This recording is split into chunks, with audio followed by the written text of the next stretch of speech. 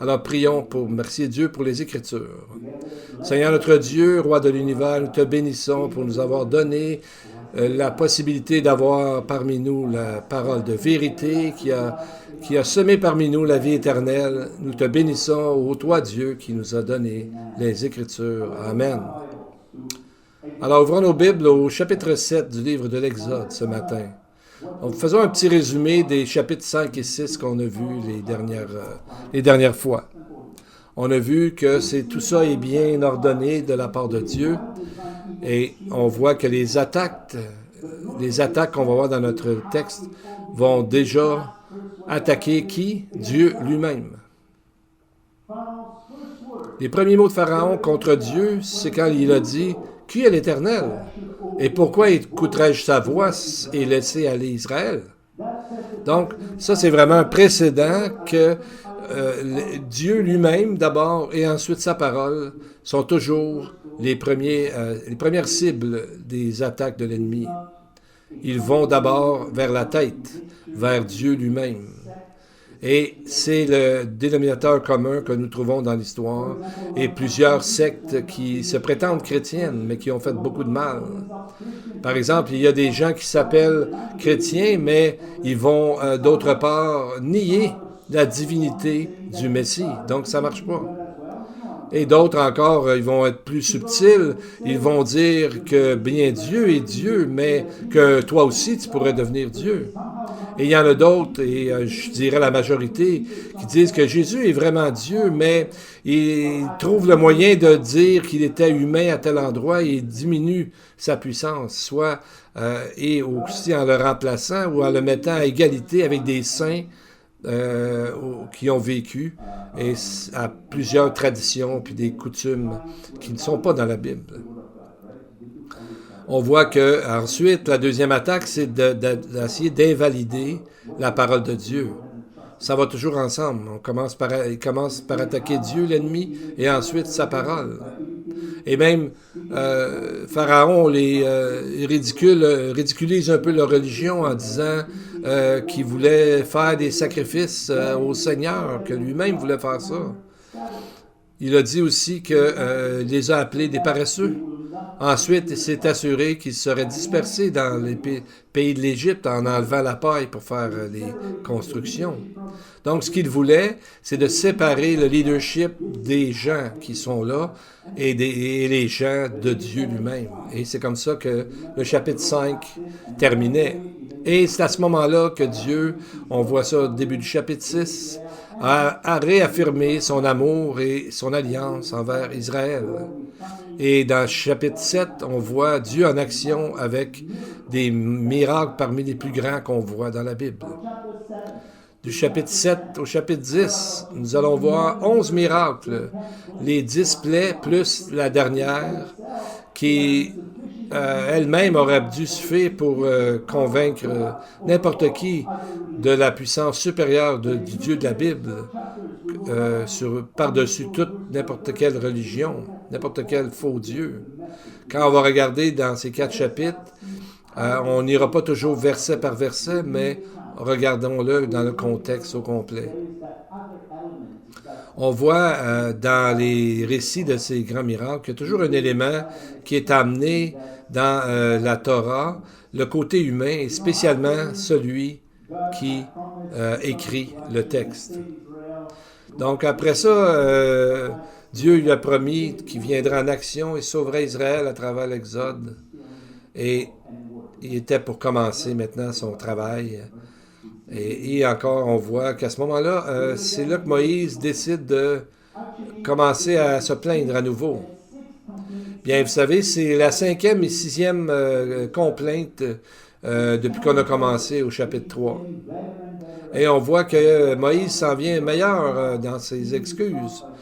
Il dit à Dieu, quand Dieu dit d'aller voir Pharaon, il répondit, verset 12, il répondit en présence de l'Éternel, « Voici, les enfants d'Israël ne m'ont pas écouté. Comment Pharaon, lui, m'écouterait-il, moi qui n'ai pas la parole facile? » Donc, on dirait qu'il a trouvé une façon de ne pas y aller. Il y a un terme en hébreu qui s'appelle « Kal va Omer ». On parle de quelque chose de mineur qui va qui représente ce qui arriverait, quelque chose de plus grand, de majeur. Donc, si quelque chose de plus petit arrive, alors que ça devrait arriver à quelque chose de plus grand. C'est pour ça qu'il dit, si Pharaon ne m'a pas écouté, si Israël n'a pas écouté, imagine-toi Pharaon, comment est-ce qu'il va m'écouter? Donc, on voit que Moïse ne voulait pas y aller.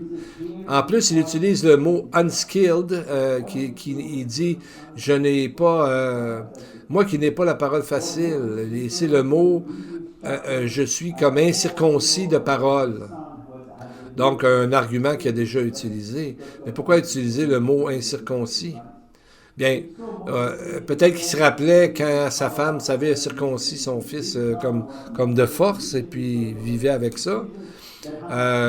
Et c'est un peu une image en disant, si mon fils n'a pas été en Égypte à cause qu'il n'était pas circoncis, comment moi j'irai à cause que j'ai des lèvres incirconcises? Donc, on voit que Dieu ne répond pas du tout à cet argument de cette façon. Il lui ordonne d'y aller. En hébreu, c'est le mot zava, ça veut dire un commandement ferme. Donc, on voit que Moïse s'asseye encore, verset 30, chapitre 6. Moïse répondit en présence de l'Éternel, « Voici, je n'ai pas la parole facile. Comment Pharaon m'écouterait-il? »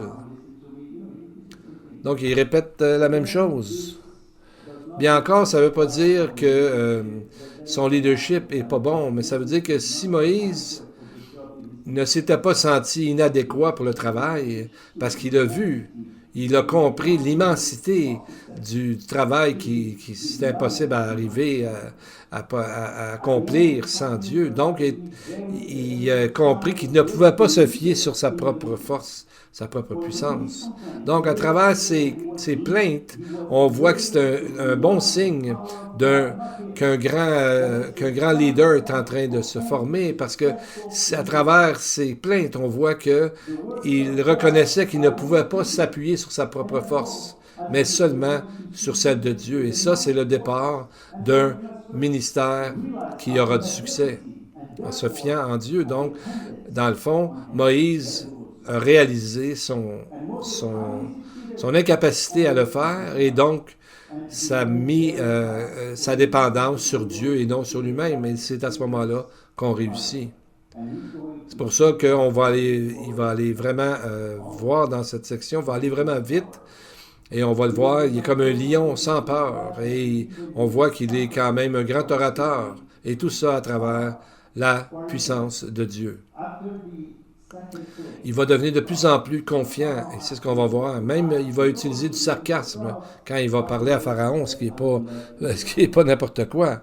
Par exemple, quand, après la deuxième plaie des grenouilles, Pharaon a demandé à Moïse de dire au Seigneur d'arrêter les grenouilles.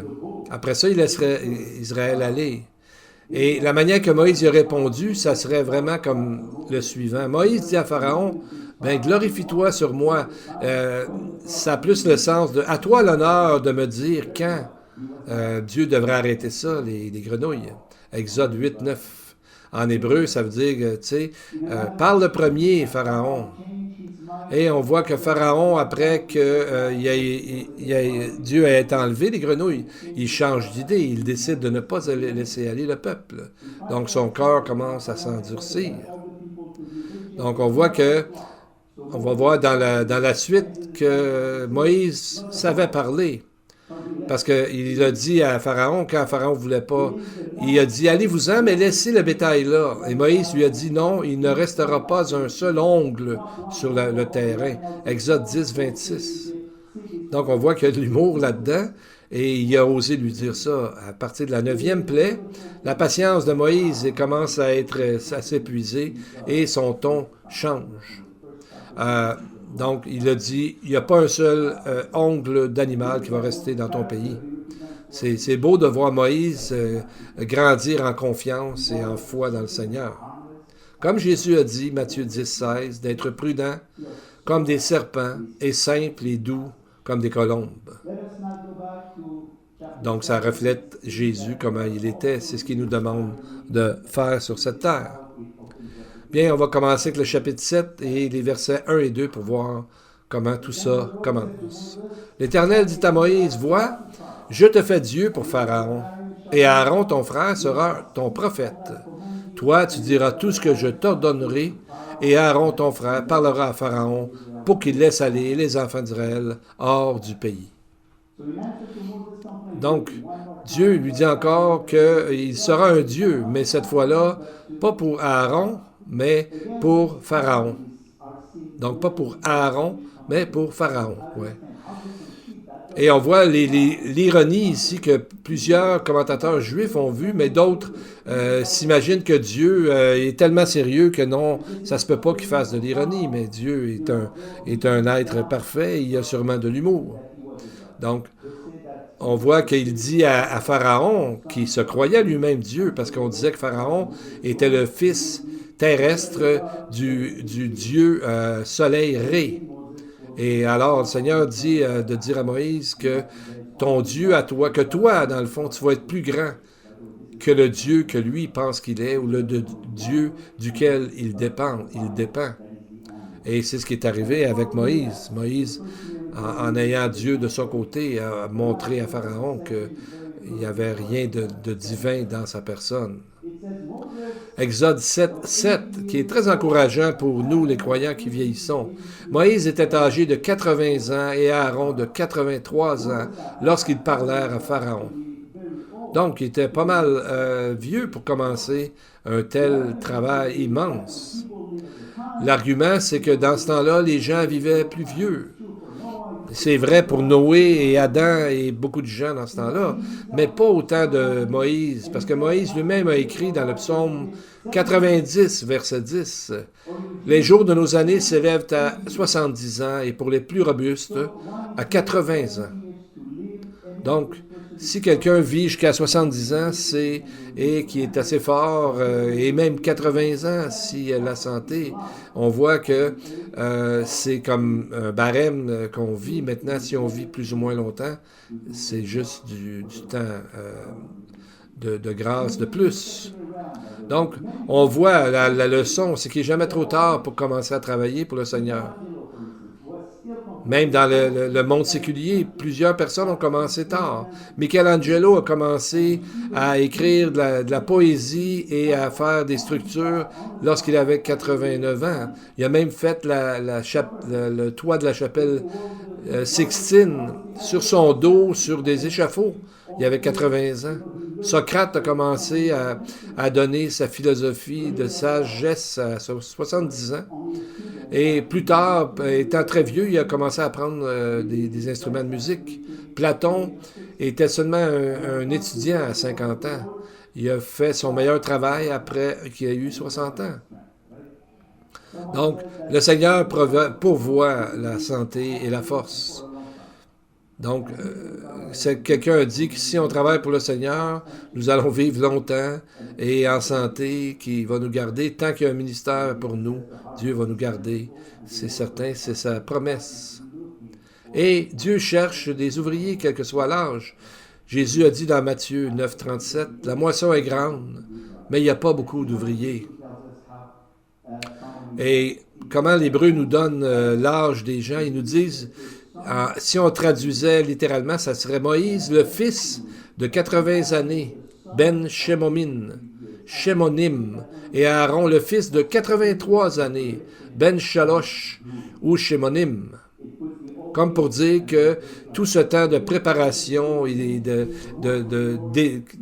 démontrer qui nous sommes, et Dieu nous prépare, c'est souvent quand on est plus âgé qu'on produit des fruits pour Dieu, parce que, comme on dit souvent, un chêne ne grandit pas dans une journée, mais dans plusieurs épreuves, plusieurs années. Bien, on va aller voir maintenant le premier miracle.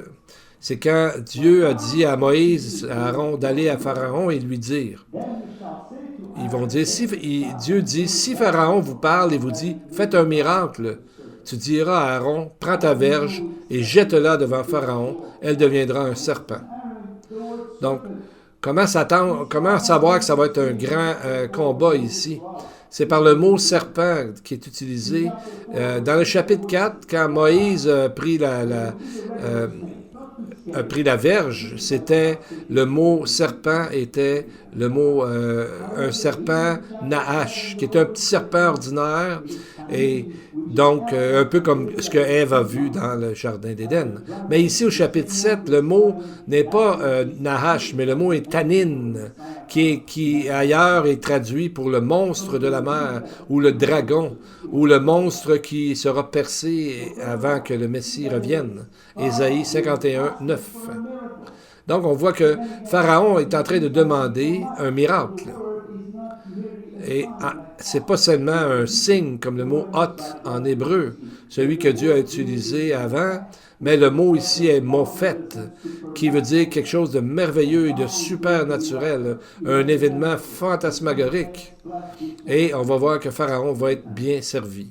11 fois, avec 10 plaies, plus celle qui va arriver avec le Tanim. Alors, attachez vos ceintures, qu'on pourrait dire le spectacle vient juste de commencer. Donc, on voit ce qui arrive au verset 11.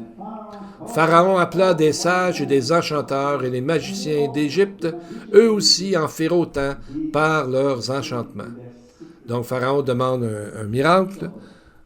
Moïse et Aaron, bien, ils font ce qu'il y a à faire. Et on voit que les autres, les sorciers et les magiciens ont fait la même chose. Mais on voit au verset 12, c'est arrivé quelque chose d'extraordinaire.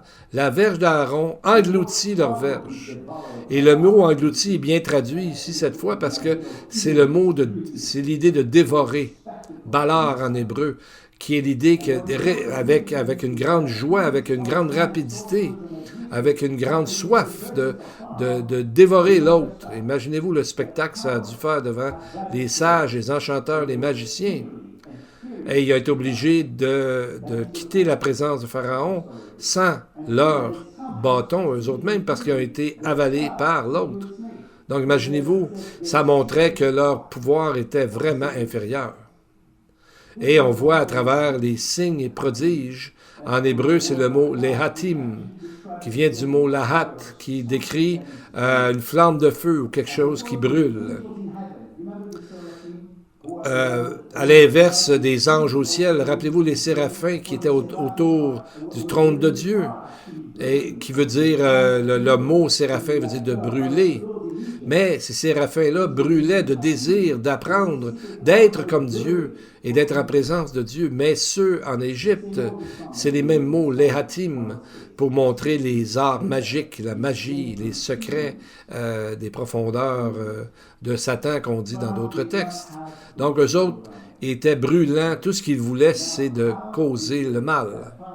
Psaume 106, 18 dit que les flammes consument les méchants, donc ils sont toujours comme enflammés pour l'idée de faire le mal. Alors qu'est-ce qui va arriver maintenant? Et comment pouvaient-ils faire de certains miracles? Est-ce qu'on devrait être surpris? Pas du tout, parce que Satan et les démons peuvent faire des miracles qui semblent aussi, mais ils sont limités dans leur pouvoir. Cela nous enseigne que quand nous sommes témoins d'un miracle, commençons par tester les esprits, voir s'ils viennent de Dieu, si le résultat qu'ils donnent, ça glorifie Dieu ou l'inverse. Donc, l'esprit dit dans 2 Thessaloniciens 2.9 que ça va arriver encore plus souvent dans le futur.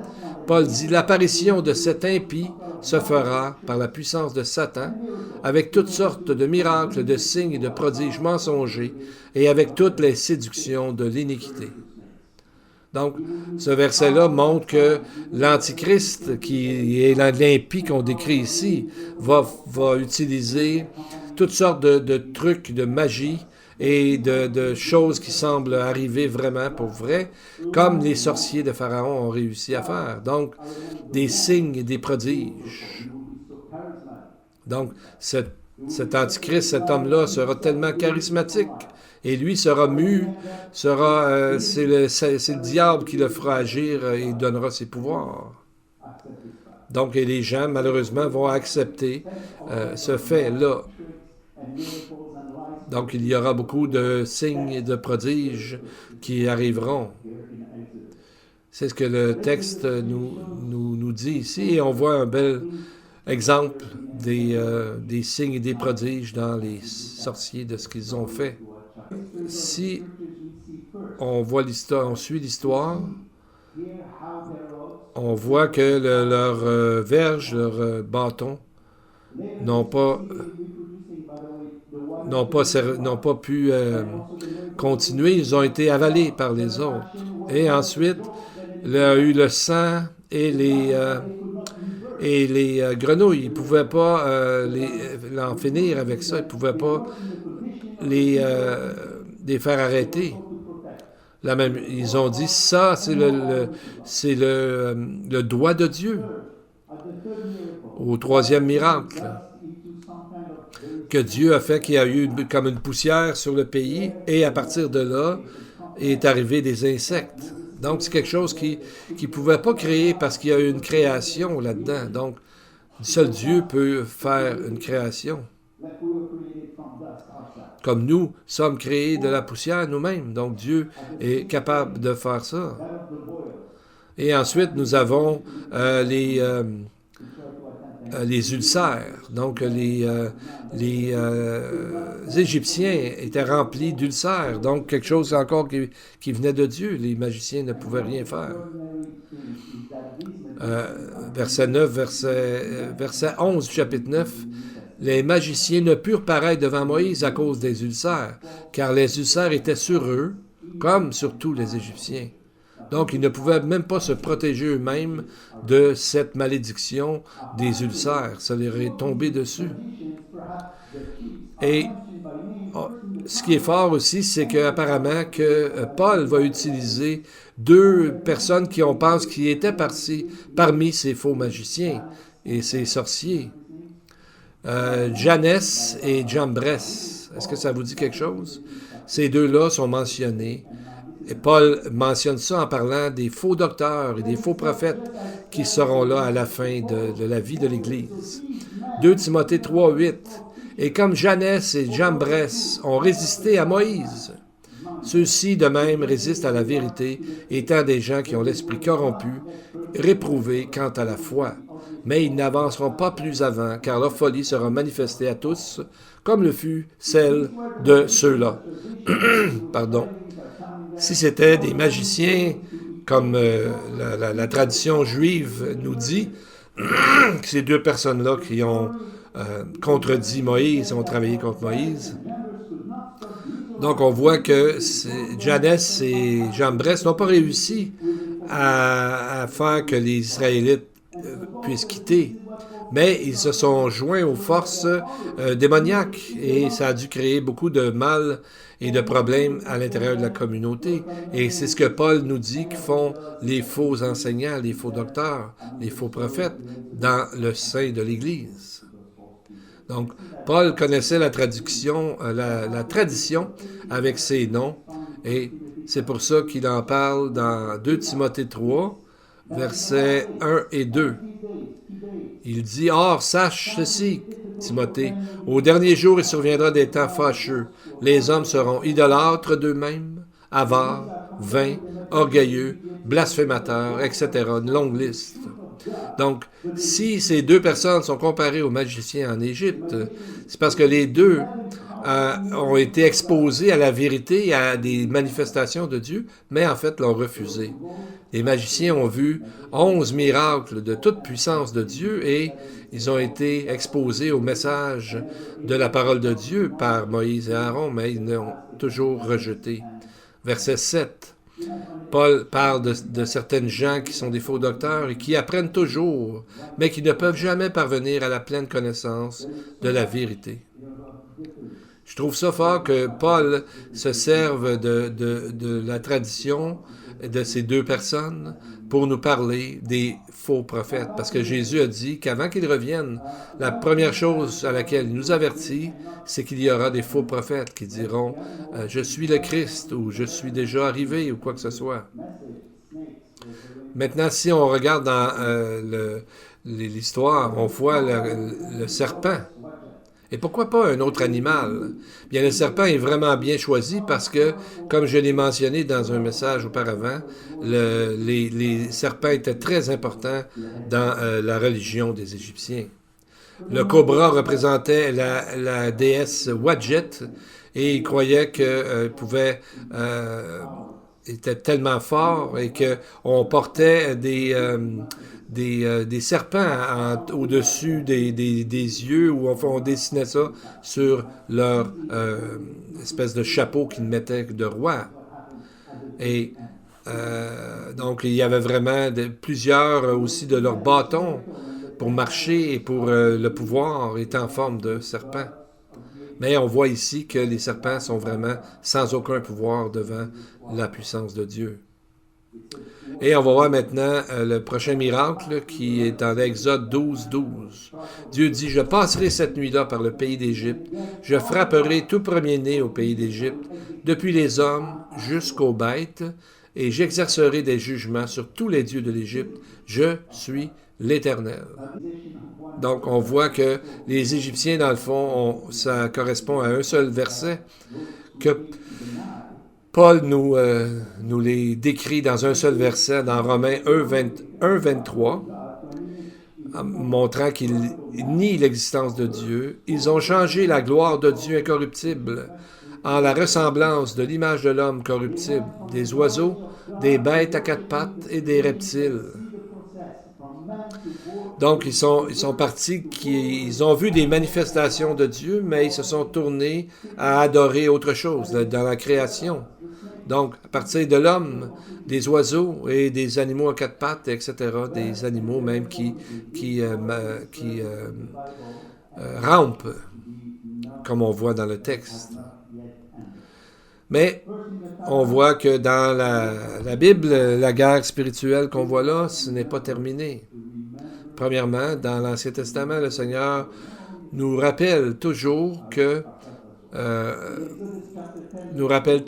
comment il y a eu ces 10 plaies. Dans Exode 10, 2, Dieu dit aux Israélites de toujours enseigner ce qui est arrivé à ce moment-là.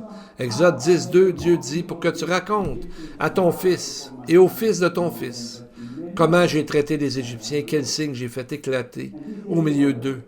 Et vous saurez que je suis l'Éternel. Et ils font ça, les Juifs, savez-vous quand? À la Haggadah, à la Pâque juive. Ils vont raconter cette histoire de l'Égypte. Et vous savez, dans d'autres sources aussi, il y a un livre qui s'appelle les citations de l'Ancien Testament et des allusions qu'on retrouve dans le Nouveau Testament. Et un monsieur a découvert, compté plus de 245 allusions à l'Exode, et spécialement dans le livre de l'Apocalypse. Donc on voit ici en avant différentes facettes des miracles. La mer est devenue du sang. Ensuite, les plaies. Ensuite, les grenouilles. Ensuite, les sauterelles. Ensuite, les ulcères. Ensuite, la grêle. Et on voit dans Apocalypse 16, il va y avoir Apocalypse 11, 6, les deux témoins auront le pouvoir de changer les eaux en sang, de frapper la terre de toute espèce de plaie, et chaque fois qu'ils le voudront. Apocalypse 16, on voit les rivières et des sources d'eau devenir du sang, pareil comme en Égypte. Apocalypse 8 et 16, on voit les seaux et les coupes. On voit une invasion de grenouilles et de sauterelles. Les deux parlent d'une invasion démoniaque.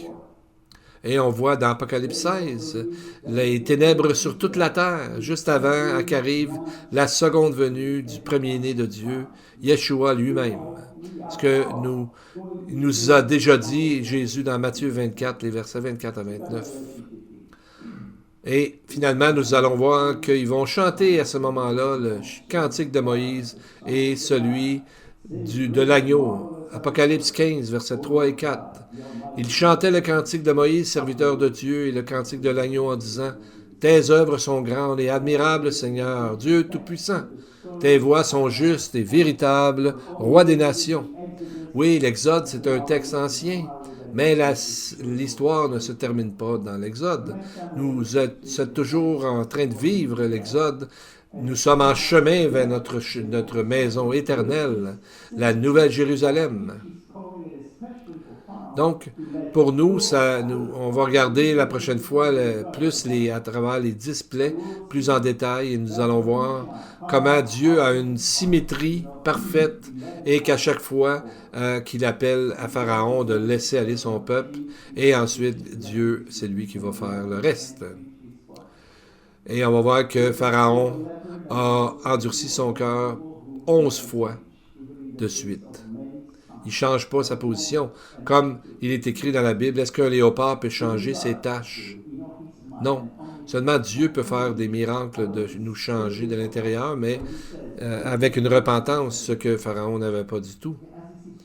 Et même Dieu, on dirait qu'il est surpris, il dit dans Exode 9, 17, si tu t'élèves, si tu t'exaltes encore contre mon peuple, si tu ne le laisses pas aller, je vais intervenir. Donc on voit que tu ne crois pas encore malgré tout ce qui est arrivé. Donc le verset commence comme ça. Puisque tu t'élèves encore, puisque tu t'élèves encore. Parce qu'à la fin, quelqu'un qui se dit athée, mais dans le fond, c'est l'exaltation au sommet de la personne même, de l'ego. Ce que c'est, en fin de compte, c'est de ne pas vouloir Dieu, c'est de se croire Dieu lui, soi-même, dans le fond. Au début, c'est peut-être avec des doutes, mais à la longue, ça vient que c'est un endurcissement. C'est comme le Pharaon qui s'est tourné plusieurs fois jusqu'à ne plus croire et que son cœur est endurci. Et c'est à ce moment-là que, comme Paul a parlé dans 1 Timothée 4.2, parle de faux docteurs portant la marque de la flétrissure dans leur propre conscience. Donc, à force de nier toutes ces choses-là et de se tourner contre Dieu, à un moment donné, Dieu nous laisse aller à nos problèmes. Il y a un point de non-retour. On va terminer sur une note positive. Quel genre d'arbre est-ce que la verge d'Aaron venait? Celle qui a englouti toutes les autres verges, tous les autres bâtons. Ça vient d'un arbre, des amandes. Donc, et ce qui est significatif, c'est que la menorah est comme c'est une image justement de l'arbre aux amandes. Donc, c'est le mot saked, qui veut dire de rester éveillé, de garder. Et c'est ce mot-là qui est utilisé ici pour décrire le tabernacle. Donc, dans le fond, ce que Dieu veut qu'on fasse, c'est d'être en garde, de veiller, comme Jésus nous l'a dit souvent, car Jésus a dit, et c'est là notre travail, Matthieu 28, faites de toutes les nations des disciples, les baptisants, au nom du Père, du Fils et du Saint-Esprit, enseignez-leur à observer tout ce que je vous ai prescrit. Je suis avec vous tous les jours jusqu'à la fin du monde. Amen. Alors, courbons nos têtes et prions notre grand Dieu. Now, Heavenly Father, we thank you for your presence among us this morning. We thank you for the presence of the Ruach HaKodesh in us to guide us and to always remind us that we are your children and to also remind us that there is a better world out there waiting for those who believe in Yeshua. We thank you for your word, which reveals all these things to us, and we know that we can always find you among its powerful pages. And I pray today for all those present here in this congregation and online, Lord. So some here today may need healing. Some need revival in their hearts. Some need restoration, perhaps with friendship, with the family. Some need to realize the power of your forgiveness so they will not carry such a heavy load of guilt. And for those here this morning who wonder if they have been left behind, who fear you've forgotten them, show them through your gentle touch of your Holy Spirit that your delays are not a denial. May we learn to wait on you, and may our strength be renewed and our souls be restored every day, every moment. All this we pray in the name of Yeshua Mashiach. And to all of you, the Lord bless you and keep you. The Lord make his face shine upon you and be gracious to you. The Lord lift up his countenance upon you and give you peace. Amen and amen. May the Lord bless you all. Amen. Amen.